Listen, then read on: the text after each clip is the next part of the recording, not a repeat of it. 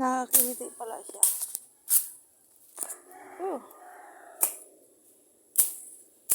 Wag pupunta sa aking katawan, Herta. Dito, ay! Dito ka lang. Sa palad ko.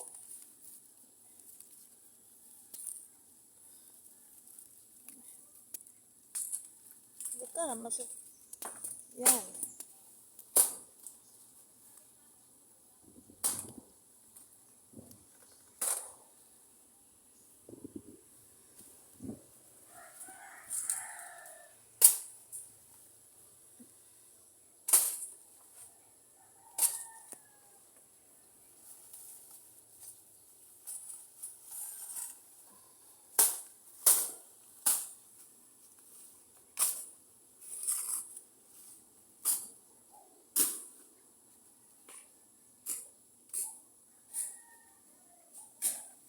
Yan, bihig ka dyan.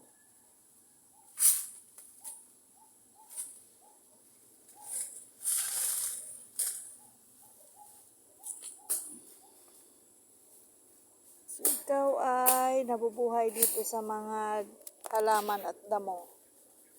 So, dito ka lang. Dito ka, kasi tatamaan ka ng, ayan.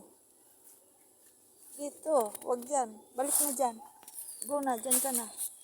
Dyan ka na sa dahon, wag na sa akin. Dyan ka na sa dahon. Ayaw mo, umalis. Dyan ka na sa dahon, go. Pakakawala na kita, yan. Good boy. Biib ang insekto na to. Lalaki kasi siya eh. Paano ko ba nalaman na lalaki? Ayun, yung tiyan niya oh. Yung pit niya may nakausli. Tama ba? Paano ko ba malaman na lalaki ka? Ayan.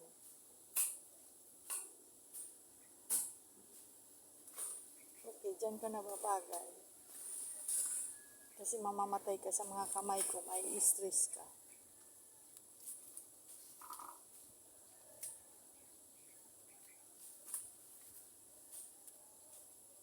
Yan. Good work. Gapang na. Pakakawala na kita dyan. Tsaka huwag ka dyan aalis kasi hindi puputulin yung puno ng bayabas. So dyan ka lang, madadaganan ka ng ibang damo kapag dito ka nagpaikot-ikot.